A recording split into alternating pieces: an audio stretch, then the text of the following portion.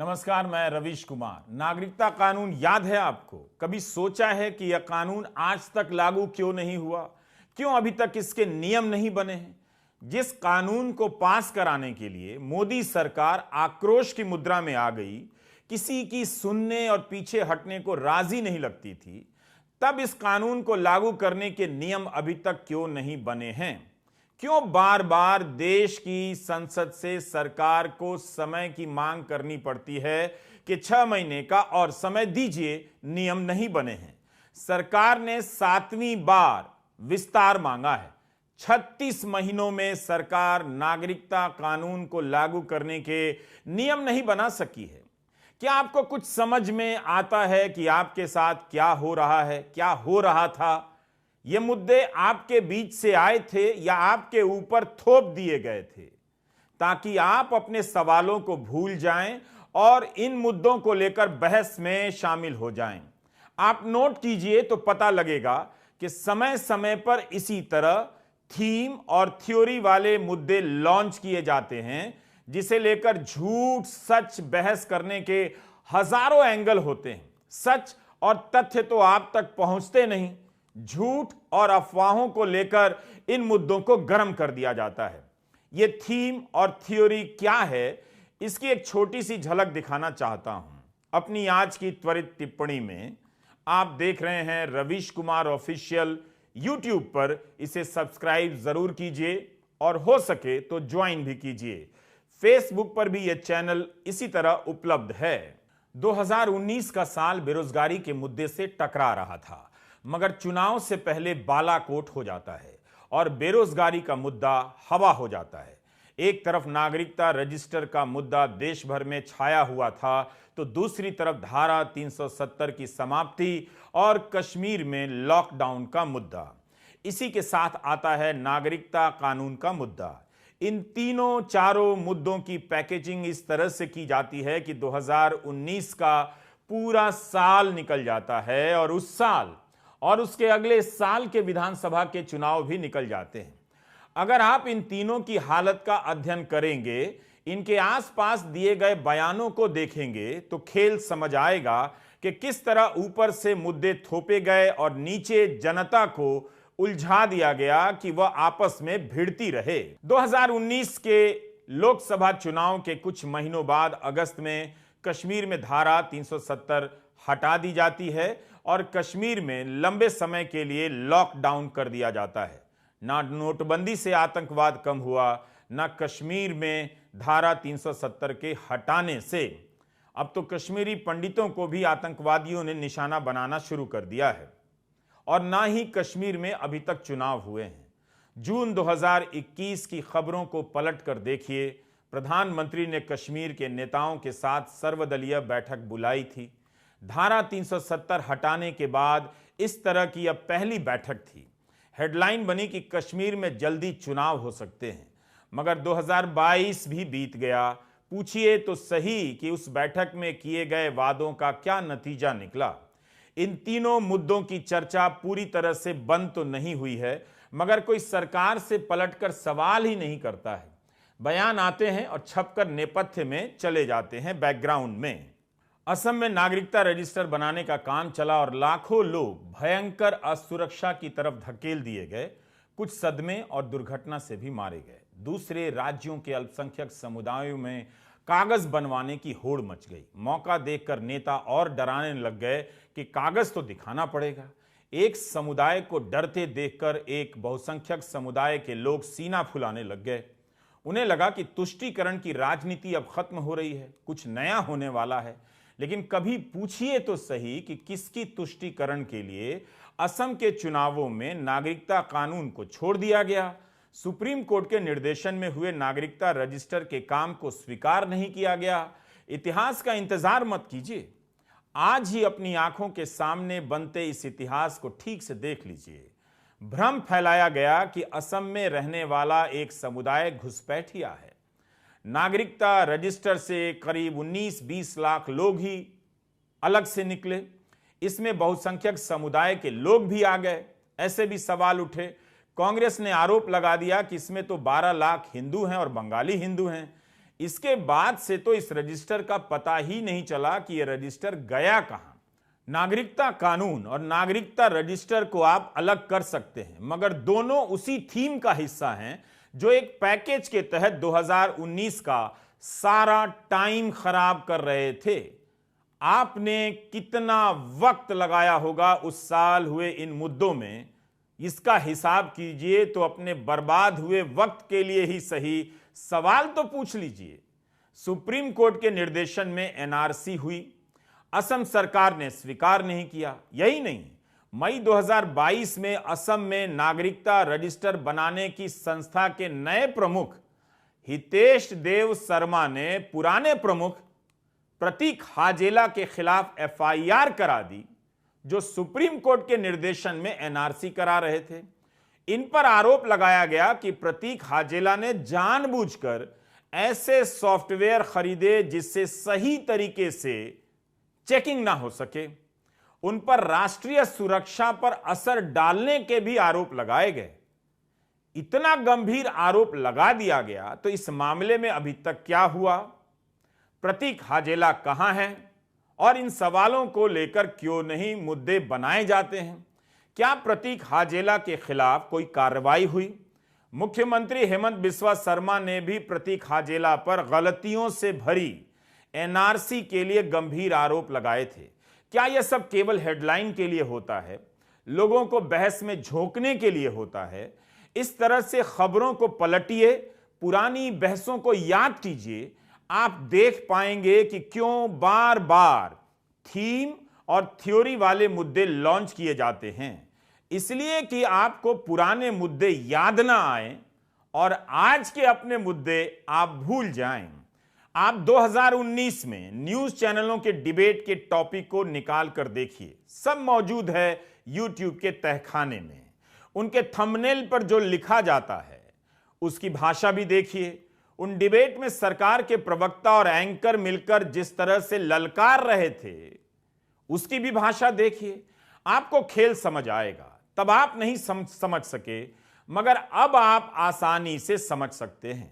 सारे मुद्दों को आप एक पैकेज की तरह देखते रहिए, तब दिखेगा कि किस तरह से एक समुदाय को अपमानित किया गया, उसके बहाने बहुसंख्यक समुदाय में नकली गुस्सा भरा गया, जैसे देश की सभी समस्याओं की वजह अल्पसंख्यक समुदाय हैं। और यही 3-4 मुद्दे हैं। मंत्रियों और बीजेपी नेताओं की तरफ से हुंकारें भी भरी जाने लगी उस वक्त कि पूरे देश में नागरिकता सर्वे होगा, एनआरसी होगी, रजिस्टर बनाएंगे।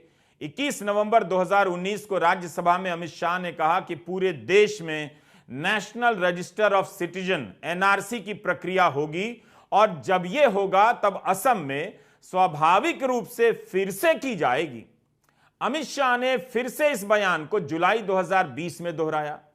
असम में नागरिकता रजिस्टर बनाने का काम तो हुआ, लेकिन जब कई 100 करोड़ खर्च कर दिए गए तो निकला क्या? राजनीति ने भ्रम फैला दिया कि असम में घुसपैठिए भर गए हैं, मगर जो लोग नागरिकता के दायरे में नहीं आ सके उनकी संख्या बहुत बड़ी नहीं थी, हमने बताया। तो उसमें से भी सभी बांग्लादेशी भी नहीं थे। जब कुछ खास नहीं निकला तो इसे बीच राह में छोड़ दिया गया। 2021 में असम बंगाल विधानसभा चुनाव के समय बीजेपी ने कहा कि असम में फिर से एनआरसी होगी जिसमें त्रुटियों में सुधार किया जाएगा। उसका क्या हुआ? जबकि 10 दिसंबर 2019 को अमित शाह का बयान है कि मानकर चलिए कि एनआरसी आने वाला है, तो कहां आया?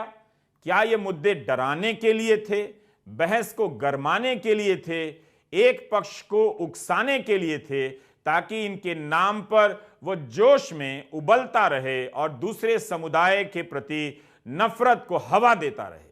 जामिया की लाइब्रेरी में हमला हुआ, उधर जेएनयू के साबरमती हॉस्टल में आज तक पता नहीं चला कि साबरमती के हॉस्टल के भीतर घुसकर हमला करने वाले कौन थे। उस समय गृहमंत्री अमित शाह का क्रोनोलॉजी समझाने वाला बयान आया था, याद है? रजिस्टर बनेगा और फिर नागरिकता साबित करनी होगी, क्रोनोलॉजी समझिए। तो उन बयानों की ही क्रोनोलॉजी आपको बता रहा हूं कि क्रोनोलॉजी की राजनीति थी किसके लिए, किस लिए? अल्पसंख्यक को क्या डराने के लिए थी और बहुसंख्यक को क्या भटकाने के लिए थी? यही क्रोनोलॉजी है। दिसंबर 2020 में बंगाल के बीरभूम में गृहमंत्री बयान देते हैं कि अब क्रोनोलॉजी बदल गई है, पहले वैक्सीनेशन होगा, बाद में CAA यानी नागरिकता कानून और NRC यानी नेशनल रजिस्टर ऑफ सिटीजन्स की प्रक्रिया शुरू होगी। CAA के रूल्स बनना भी बाकी है और बिकॉज ऑफ कोरोना इतना बड़ा अभियान चल नहीं सकता, इसलिए जब टीका लगने की शुरुआत हो जाएगी और कोरोना की साइकिल टूटेगी, इस पर हम जरूर विचार करेंगे और जब करेंगे तब आपको सूचित भी करेंगे। मैंने कहा ना, पहले क्रोनोलॉजी में पहला तो समाप्त होने दीजिए। अगस्त 2022 में अमित शाह ने कहा कि कोविड के बूस्टर डोज के अभियान के बाद नागरिकता कानून आएगा। आज से 8 महीना पहले बंगाल के सिलीगुड़ी में गृहमंत्री अमित शाह ने कहा कि कोरोना महामारी खत्म होते ही CAA लागू कर दिया जाएगा। तो क्यों नहीं लागू हुआ? तो इस तरह से अगस्त से लेकर नवंबर 2019 तक धारा 370 को लेकर बहस हुई। फिर 2019 का साल खत्म होते होते नागरिकता कानून को लेकर बहस में उलझा दिया जाता है। बीजेपी के नेता गोली मारने के नारे लगाने लग जाते हैं, बल्कि पटना में इस कानून के विरोध में रैली निकल रही थी और दंगाइयों की भीड़ सामने से आकर गोली चलाने लग गई। मीडिया रिपोर्ट के अनुसार CAA के खिलाफ प्रदर्शनों में देश भर में 25 लोग मारे गए। उस साल इन दो मुद्दों के सहारे अल्पसंख्यक समुदाय को अधिकार बोध के हर कमरे से बाहर निकालने की कोशिशें होती हैं। उनकी नागरिकता और राष्ट्रीयता पर सवाल उठाए जाने लगते हैं कि आप सही हैं तो कागज क्यों नहीं दिखा रहे हैं। याद रखिएगा कि उस साल अगर इसी तरह बेरोजगारी और सरकारी विभागों में खाली पदों को लेकर चर्चा हुई होती तो 3 साल बाद 2022 में प्रधानमंत्री को यह नहीं कहना पड़ता कि 10 लाख भर्तियां होने वाली हैं। ये भर्तियां 2019 से ही शुरू हो सकती थीं। अब आप इसी आधार पर अंदाजा लगा सकते हैं कि 2024 के करीब आने पर कौन से मुद्दों का पैकेज लॉन्च किया जाएगा। एक मुद्दा होगा या 2-3 मुद्दे एक साथ और एक रंग के लॉन्च किए जाएंगे जिसमें जनता को उलझाया जाएगा। गर्मा गर्म बहस होगी और आपके 8 साल इसी तरह हवा में निकल जाएंगे। आपके व्हाट्सएप मैसेज में फिर से नफरती मैसेज आने लगेंगे और हाउसिंग सोसाइटी से लेकर रिटायर्ड लोगों की फौज नफरत फैलाने में लग जाएगी। क्या यह सवाल नहीं है कि जिस असम की राजनीति से नागरिकता कानून का मुद्दा निकला, उसी असम के चुनाव में बीजेपी ने जब घोषणा पत्र जारी किया तो नागरिकता कानून का जिक्र तक नहीं किया। संसद में कानून पास कराने के कुछ महीने बाद ही बीजेपी असम पहुंचते ही इस मुद्दे को लेकर चुप हो गई। मार्च 2021 की मीडिया रिपोर्ट निकालकर पढ़िए। हिंदुस्तान टाइम्स में छपा है कि जब असम में बीजेपी घोषणा पत्र जारी करती है तब नागरिकता कानून को लागू करने का कोई वादा नहीं करती है। नड्डा जी कहते हैं कि राज्य सरकार CAA पर कानून नहीं ला सकती। इसके ठीक 2 दिन पहले जब बीजेपी बंगाल में घोषणा पत्र जारी करती है तब गृहमंत्री अमित शाह कहते हैं कि बंगाल में सरकार बनी तो राज्य की कैबिनेट नागरिकता कानून को लागू करेगी। है ना कमाल। घोषणा पत्र जारी करते हुए गृहमंत्री अमित शाह कहते हैं कि अगर बंगाल में जीत गए तो कैबिनेट की पहली बैठक में नागरिकता कानून लागू करेंगे। असम में कहते हैं कि राज्य सरकार लागू नहीं कर सकती है। बंगाल में सरकार नहीं बनी, असम में तो बन गई। तब फिर बंगाल की तरह असम में यह कानून लागू क्यों नहीं हुआ? नागरिकता रजिस्टर का काम किस स्तर पर है, अब कोई पूछता भी नहीं। यह भी नहीं पूछता कि क्या इस मसले को इसलिए लाया गया कि जनता को बहस की आग में झोंक दिया जाए और बहस करते करते जनता एक दूसरे के खिलाफ हो जाए। यही नहीं, मार्च 2021 में अमित शाह बंगाल में इस कानून के लागू होने की बात कर रहे थे, जबकि खुद उनका मंत्रालय कानून पास होने के 1 साल तक इसके लागू होने के नियम तक नहीं बना सका था। पूछिए तो पूरे देश में NRC कराने का क्या हुआ, असम में NRC का क्या हुआ? नागरिकता कानून पास होने के 36 महीनों में कानून के नियम क्यों नहीं बने? क्यों 7वीं बार 6 महीने के लिए विस्तार मांगना पड़ता है कि नियम बनाने के लिए और समय चाहिए? क्या सरकार किसी खास मौके का इंतजार कर रही है कि इस तरह से नियम बना दिए जाएं कि फिर से पुरानी बहस उखड़ जाए, लोग एक दूसरे के आमने सामने हो जाएं, या सरकार को लगता है कि उससे गलती हो गई, अब इस मुद्दे पर इससे आगे नहीं जा सकते? तो यह बात भी कही जा सकती है। 12 दिसंबर 2019 को राष्ट्रपति ने संसद के पास किए हुए विधेयक पर साइन कर दिया, यह कानून बन गया। लेकिन आज 2 साल से अधिक समय हो गए हैं, कानून लागू नहीं हुआ है। रविवार के हिंदू के पहले पन्ने पर यह खबर छपी है और इंडियन एक्सप्रेस के भीतर के पन्ने पर यह खबर छपी है कि केंद्र सरकार ने राज्यसभा और लोकसभा से नागरिकता कानून के नियम बनाने के लिए 6 महीने का और वक्त मांगा है। 30 जून तक का समय चाहिए। काश कोई पता कर देता कि नागरिकता कानून के विधेयक को तैयार करने में, जो संसद में पेश किया गया, कितना समय लगा और इस कानून के नियम बनाने में 42 महीने का समय क्यों चाहिए। क्या 2024 के नजदीक आने पर इसके नियमों को लेकर मुद्दा गर्म किया जाएगा ताकि भटकाया जा सके, या दूसरे मुद्दे लाए जाएंगे ताकि इसे अनिश्चित काल के लिए लटकाया जा सके? सब कुछ समय पर करने का दावा करने वाली सरकार का रिकॉर्ड आपके सामने है। अमित शाह ने तो यहां तक कहा था कि 2024 के पहले घुसपैठियों को बाहर कर देंगे। 2024 के 1 साल पहले तक तो नागरिकता कानून लागू करने के नियम तक नहीं बना सकी है सरकार और उनका मंत्रालय। यह अमित शाह की रैली है। झारखंड के चाईबासा में एक सभा को संबोधित करते हुए गृहमंत्री अमित शाह ने जो कह दिया उसे सुन लीजिए, मजा आएगा। उन्होंने खुद ही बता दिया कि उनकी पार्टी के विधायक बाबूलाल मरांडी ने झारखंड में हेमंत सोरेन की सरकार बदलने के लिए कहा था, लेकिन उन्होंने कहा कि लोकतंत्र में चुनी हुई सरकार नहीं बदली जा सकती। तब फिर अमित शाह से कौन पूछेगा कि मध्य प्रदेश में कांग्रेस की सरकार क्यों बदल दी गई? जनादेश तो कांग्रेस को मिला था। कमलनाथ की सरकार को गिराकर शिवराज सिंह चौहान की सरकार कैसे आ गई? महाराष्ट्र में उद्धव ठाकरे को हटाने के लिए शिवसेना तोड़ दी गई। एकनाथ शिंदे को मुख्यमंत्री बनाया गया और उस सरकार में बीजेपी पार्टनर हो गई।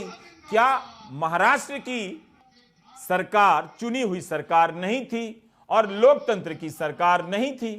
क्या वो लोकतंत्र नहीं था? कर्नाटक में किस तरह से सरकार बदल दी गई? अमित शाह ही बेहतर बता सकते हैं कि उनकी पार्टी के विधायक ने बदलने के लिए कहा, या जनता दल सेक्युलर के विधायकों ने, या मुख्यमंत्री HD कुमारस्वामी ने कहा कि हमारी सरकार बदल दीजिए, हमें कुर्सी से हटा दीजिए, अपनी बना लीजिए। गोवा, अरुणाचल, मणिपुर में जो सरकारें बदली गईं, दूसरी पार्टियों को तोड़कर बनाई गईं, क्या वो लोकतंत्र की सरकारें नहीं थीं? उत्तराखंड में हरीश रावत की सरकार गिराने की जो कोशिश हुई, राष्ट्रपति शासन लगाया गया अवैध तरीके से, क्या वो लोकतंत्र की सरकार नहीं थी? अमित शाह का यह बयान अजीब लगता है। एक तो खुद ही बता रहे हैं कि उनकी पार्टी के विधायक उनसे सरकार गिराने के लिए कहते हैं और ऊपर से दावा भी करते हैं कि लोकतंत्र में इस तरह से सरकार नहीं बदली जाती है। झारखंड सरकार ने केवल और केवल भ्रष्टाचार करने का काम किया। मुझे बाबूलाल जी ने कहा सरकार बदल दो।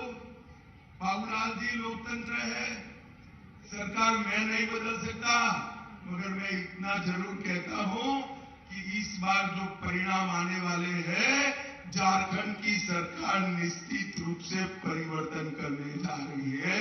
झारखंड की जनता परिवर्तन करेगी। राजनीति में लगता है कि अब अमित शाह कभी कभी आनंद के लिए भी बोलने लगे हैं। वैसे बड़े नेता अक्सर कुछ बातें मजे के लिए भी बोल जाते हैं। कहीं वे ये भी ना बोल जाएं कि मध्य प्रदेश में किसने कहा था कि कमलनाथ की सरकार बदल दो, लोकतंत्र की चिंता मत करो। कर्नाटक और महाराष्ट्र में किसने कहा कि सरकार बदल दो, लोकतंत्र की चिंता मत करो। यह भी बता दें कि किसने कहा था कि झारखंड में सरकार मत बदलो, कम से कम यहां लोकतंत्र की चिंता कर लीजिए। Do you get my point? बहरहाल कोई बाबूलाल मरांडी से भी पूछ सकता है कि सरकार बदलने के लिए आप अमित शाह के पास कब गए थे, क्यों गए थे? विपक्ष की हर सरकार इस डर में चलती है कि कब गिरा दी जाएगी, जांच एजेंसियां आ जाएंगी और गिराने की गति बढ़ जाएगी। यह भी संबंध जोड़े जाते हैं, आरोप लगाए जाते हैं, चर्चाएं चलती रहती हैं और कोशिशों की खबरें भी आती हैं। उससे उन सरकारों का कितना वक्त बर्बाद होता है, इसकी कल्पना कीजिए। क्या इससे जनता का नुकसान नहीं होता है? राजस्थान में यह कितने दिनों तक ड्रामा चला। कई राज्यों के मुख्यमंत्रियों के बयान हैं कि उनकी सरकार गिराने की कोशिश हो रही है। अमित शाह ही बता सकते हैं कि कहां कहां उन्होंने लोकतंत्र के कारण सरकार नहीं बदली और कहां कहां बदल दी। सरकार से सवाल पूछना बंद सा हो गया है। जो सरकार मजबूत होने का दावा करती है, उसी के सामने सारे सवाल कमजोर कर दिए जाते हैं। दुनिया भर में तरह तरह से लोकतंत्र का गला घोंटा जा रहा है। ईरान में हिजाब के खिलाफ प्रदर्शन करने के आरोप में 4 लोगों को फांसी दी जा चुकी है। 7 जनवरी को 2 पुरुषों को भी फांसी दी गई।